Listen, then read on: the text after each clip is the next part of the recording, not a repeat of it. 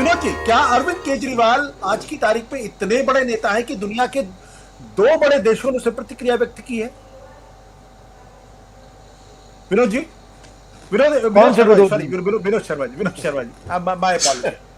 हाँ, हाँ, देखिए, ऐसा है कि अरविंद केजरीवाल एक तो इलेक्टेड चीफ मिनिस्टर है। दिल्ली की सरकार, दिल्ली में उसकी सरकार है। उनकी सरकार वहीं बैठती है जहां मोदी जी की सरकार बैठती है। और दूसरा, आप जानते हैं, सर्वविदित भी है कि वो मैग्सेसे अवॉर्डी हैं और उनका काम व्यापक स्तर पर सिविल सोसाइटी में है, जिसकी विदेशों में इज्जत होती है ऐसे काम की। हमारे यहाँ तो ऐसे काम की आजकल इज्जत होती नहीं है, और ऐसा कोई काम कोई करता है तो उस पर प्रतिबंध लगा दिए जाते हैं। और सिर्फ एक ही रंग की संस्थाएं हैं जो एनजीओ कहलाई जाने के बावजूद भी सक्रिय रह सकती हैं। वो भी सर्वविदित है, आप जानते हैं। देखिए, भारत में बहुत बड़े स्तर पे डिप्लोमेटिक रिप्रेजेंटेशन बड़े बड़े मुल्कों की है। हम कोई इंटरनेशनली आइसोलेटेड कंट्री नहीं है, और चूंकि हम इंटरनेशनली आइसोलेटेड कंट्री नहीं है, और चूंकि ये जो लॉ है पीएमएलए, जिसके तहत अरविंद केजरीवाल जी आज के दिन गिरफ्तार हुए हैं और जेल में हैं, ये this is part of the overall international architecture to fight global terror, और उसका एक अभिन्न अंग है फंडिंग ऑफ टेरर। और चूंकि हम खुद, ये देश जो है टेरर से आहत है, टेरर का टारगेट रहा है, तो उस बिना पर ये कानून बना। पर ये कानून जो है, और ये भी साफ करता चलूं कि ये कानून कांग्रेस के कार्यकाल में बना था, चिदम्बरम के कार्यकाल में बना था। ये कानून उस वक्त बना क्योंकि ये एक अंतर्राष्ट्रीय जरूरत थी।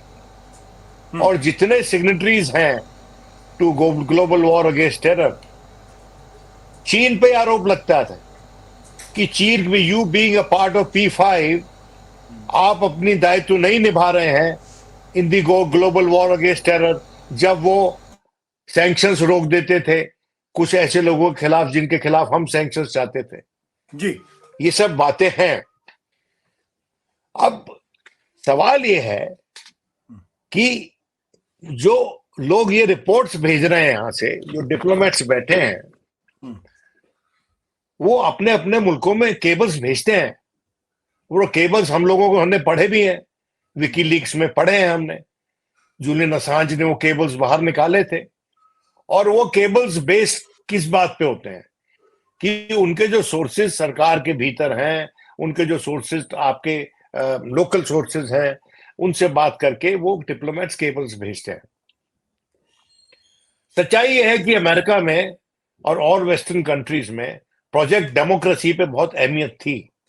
प्रोजेक्ट डेमोक्रेसी, और उस प्रोजेक्ट डेमोक्रेसी की फंडिंग में जो नॉर्वेजियन कंट्रीज थी, जो कि किसी भी वॉर पैक्ट का हिस्सा नहीं थी, वो बहुत पैसा देती थी, एनजीओस को देती थी कि पूरी दुनिया में लोकतंत्र का विस्तार हो। अब सच्चाई ये है कि आज के दिन भारत में बहुत से लोग ये मानते हैं कि जिस तरह से लोकतंत्र का विस्तार होना चाहिए और जो भारत की सक्रियता उसमें होनी चाहिए, जो पार्टिसिपेशन होनी चाहिए, उसमें डिक्लाइन आया। There has been a retrogressive metamorphosis in that. तो उस पे सवाल उठेंगे ना।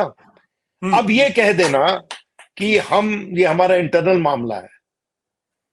Human rights is an international question. It is not an internal affair of any country anymore.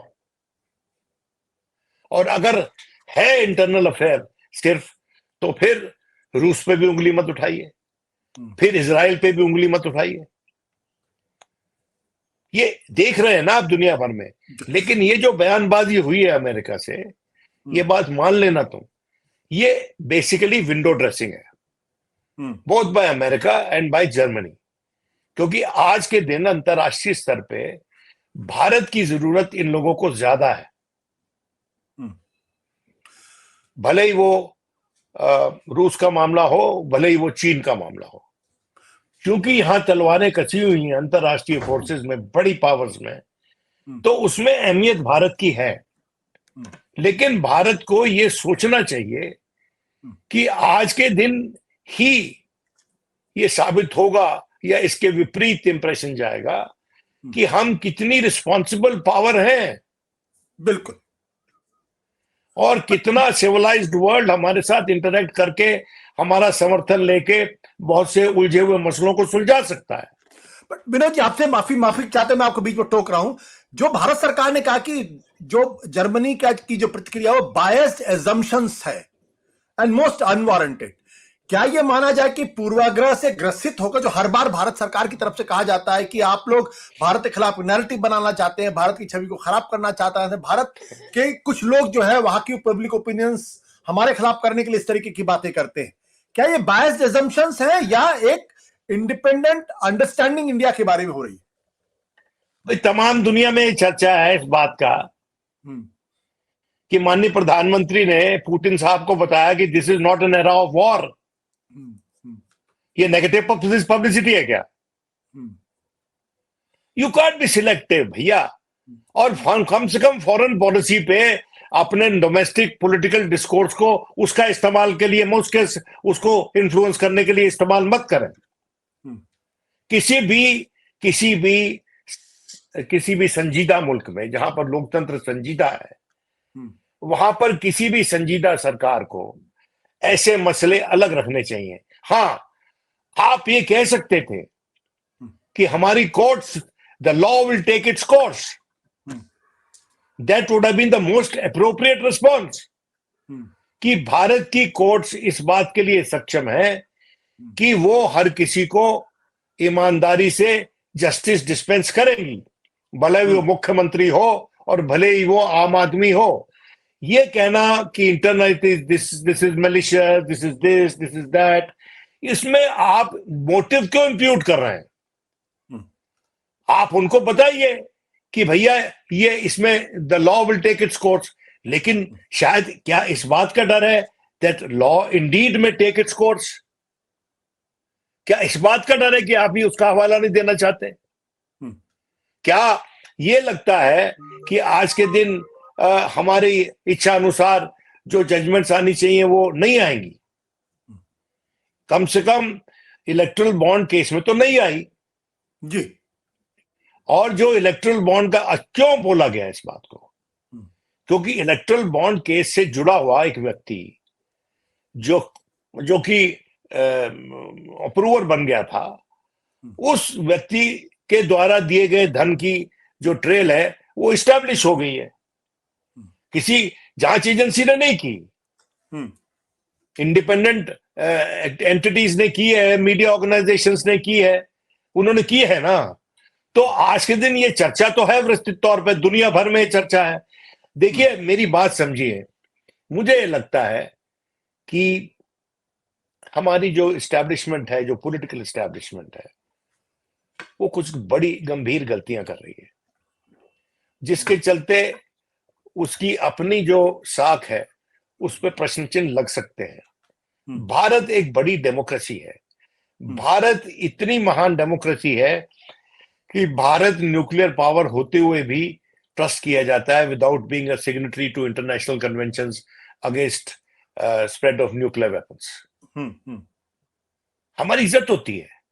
क्यों होती है? क्योंकि हम एक रिस्पॉन्सिबल पावर है, और उसके चलते हम एक रिस्पॉन्सिबल, अगर न्यूक्लियर पावर हो सकते हैं तो हम अपने अंदरूनी मसले भी अच्छी तरह से सुलझा सकते हैं। अब अरविंद केजरीवाल का जो ये मसला है, ये सिर्फ they have to cater to their domestic opinion, क्योंकि अमेरिका के भीतर एक बड़ा तबका है जो डेमोक्रेटिक लिबरल्स है, वो बाइडेन से पूछ रहे हैं आपकी दोस्ती का सबब। ये गंभीर मसला है भाई। ठीक है, दोस्ती का सबब पूछते हैं, और हमारे एक मंत्री, नाम नहीं देना चाहिए हमको, वो पीछे गए और वो उन सेनेटर से मिलना ही नहीं चाहते जो क्रिटिकल हैं ऑफ आवर डिस्पेंसेशन। ठीक है विनोद तो जी, ये कोई तरीका थोड़ी होता है भाई। सत्य हिंदी का ऐप डाउनलोड करें गूगल प्ले स्टोर पर।